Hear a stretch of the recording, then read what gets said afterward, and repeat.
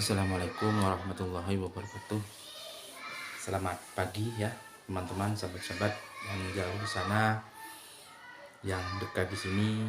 Semuanya mudah-mudahan dalam lindungan Allah Subhanahu wa taala, lindungan yang dapat ridhonya Allah Subhanahu wa taala. Dan mudah-mudahan juga yang menyimak dan menyampaikan mudah-mudahan jadi amal jariah. Jadi kelak mudah-mudahan bisa mengantarkan kita sebagai tambahan amal ibadah kelak, atau tambahan amal kita ajukan kepada Allah Subhanahu wa taala. Mohon dukungannya video ini, mudah-mudahan manfaat ya. Bisa di-like, bisa di-subscribe, bisa di-share, atau bisa dikomentari usulan dan evaluasinya sebagai untuk mendukung perbaikan channel ke depan. Terima kasih. Nah, teman-teman ya, ini adalah ada lima dosa besar seorang istri kepada suaminya ya. Jadi dosanya besar sekali, dan dosanya ini dosa dua kali. Maksudnya dosa kepada Allah Subhanahu wa taala dan berdosa kepada suami. Jadi ada 5 dosanya seorang istri kepada suami. Apa saja? Ada 5 itu apa saja? Yang pertama adalah perempuan yang melakukan zina dengan orang lain. Seorang istri statusnya masih punya suami, statusnya masih belum cerai dengan suaminya, walaupun banyak masalah, walaupun pisah ranjang, walaupun tidak satu rumah, tapi ketika statusnya masih menjadi suami dan istri dengan suaminya, dan itu melakukan hubungan badan atau berzina dengan orang lain, itu termasuk dosa besar, baik kepada Allah maupun kepada suaminya. Pertama itu. Kayaknya akhir-akhir ini sudah banyak kejadian dan cerita dan peristiwa-peristiwa. Yang pertama ya, diperhatikan. Yang nomor 2 adalah perempuan yang selingkuh. Ya, yang nomor 2 adalah perempuan yang selingkuh. Baik itu selingkuhnya secara fisik, walaupun selingkuhnya secara perasaan. Maksudnya selingkuh secara fisik itu adalah memang sering bertemu dengan selingkuhannya. Sering bertemu, sering kangen-kangenan, atau selingkuh pakai perasaan saja, sering telepon-teleponan, sering WA. Itu sudah masuk selingkuh, dan itu dosa besar kepada suami, juga dosa besar kepada Allah Subhanahu wa taala. Itu nomor 2.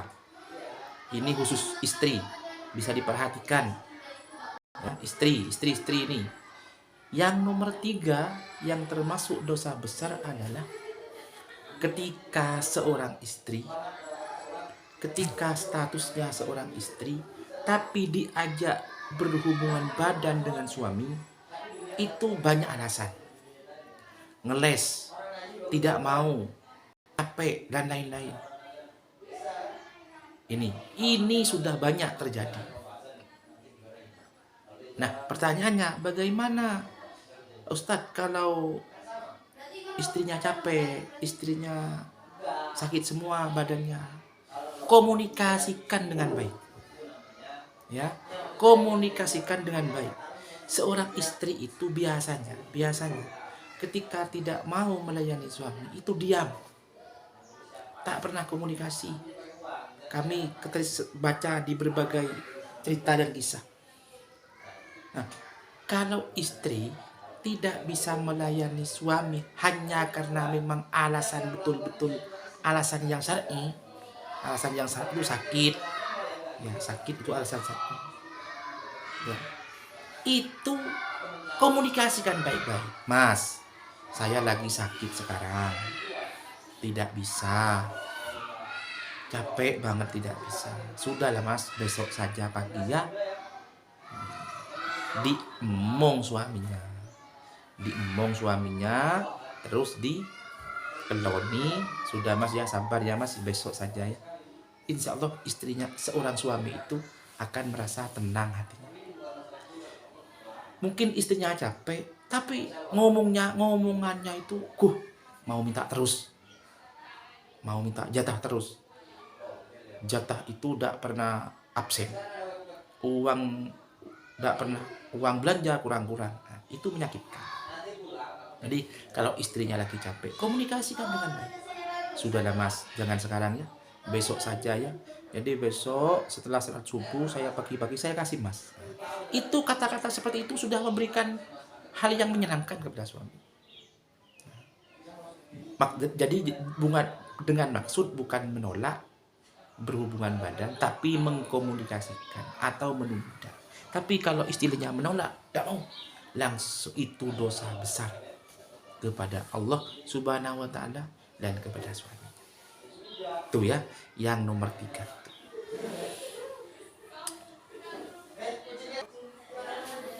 Nomor 4 adalah tidak taat kepada suami.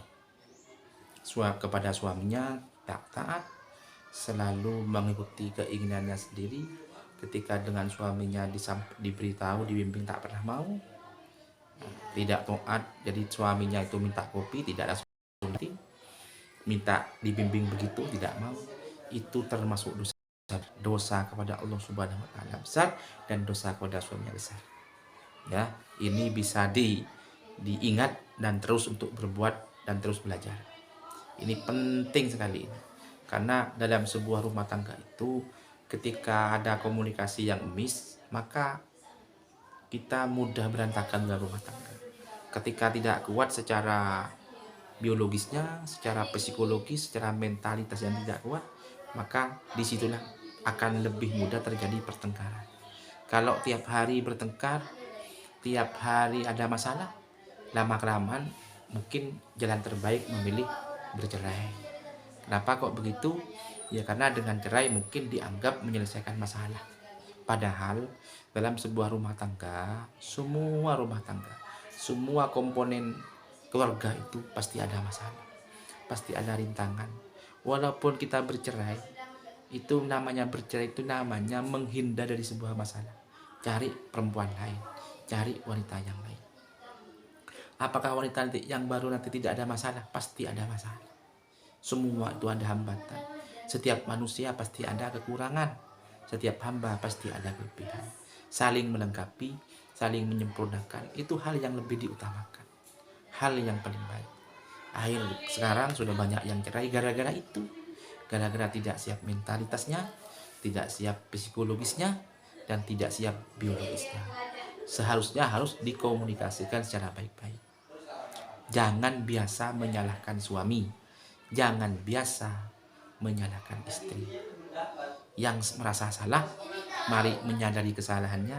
Yang merasa benar, hargai pasangan.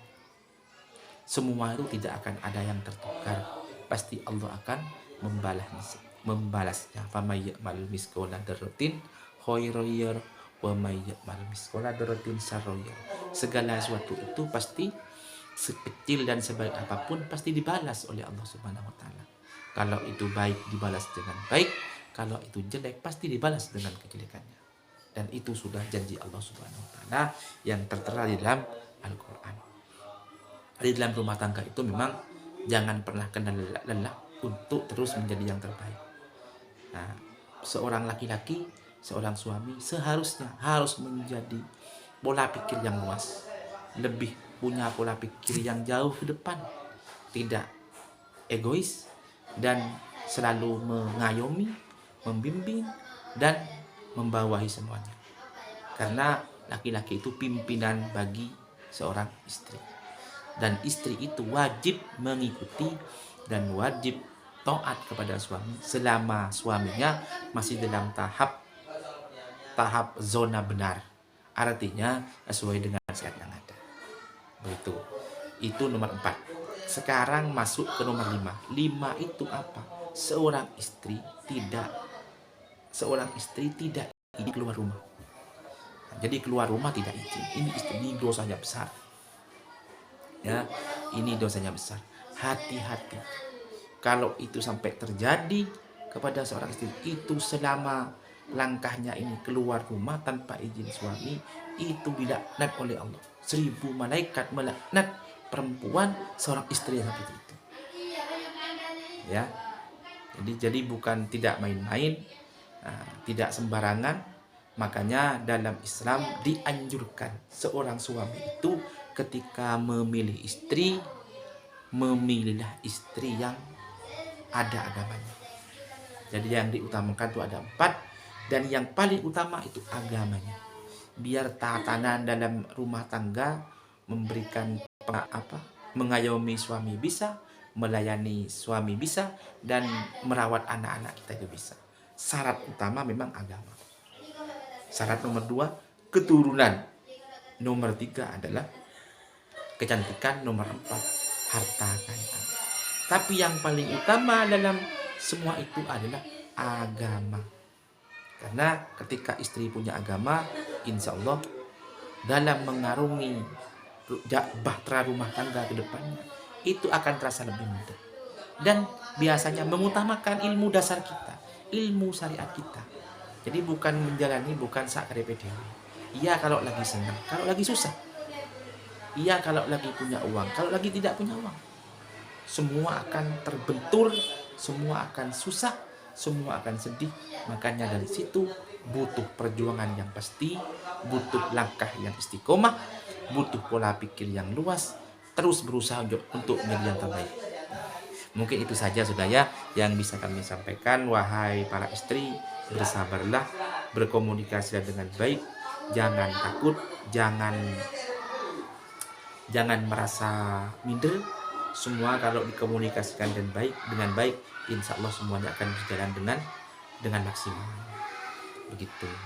Yang istri, yang suami, jadilah suami yang baik, suami yang menyayangi keluarganya, menyayangi istrinya, menyayangi anaknya, dan menjadi imam yang baik, imam yang bertanggung jawab dalam hal rumah tangga dengan cara yang istiqomah. Sekali lagi mohon maaf, saya bukan menggurui, bukan saya yang terbaik, bukan. Semuanya dalam masa-masa belajar atau saling ini hanyalah momen silaturahim saja via media sosial. Mudah-mudahan yang bisa sampaikan ini bermanfaat. Jadi bukan saya yang paling benar, tapi semuanya ada tahap belajar. Mudah-mudahan langkah tahap belajar ini, penyampaian ini, mudah-mudahan juga bersamaan dengan ridho Allah Subhanahu wa taala. Insya Allah, karena dengan ridho Allah Subhanahu wa taala hidup ini akan menjadi berkah, hidup ini akan lebih barokah, dan tentunya dalam lindungan Allah Subhanahu wa taala. Amin. Terima kasih. Mungkin itu yang bisa kami sampaikan. Kurang lebihnya kami mohon maaf yang tidak terkira. Kami akhiri wallahul muwaffiq ila aqwamit thoriq. Assalamualaikum warahmatullahi wabarakatuh.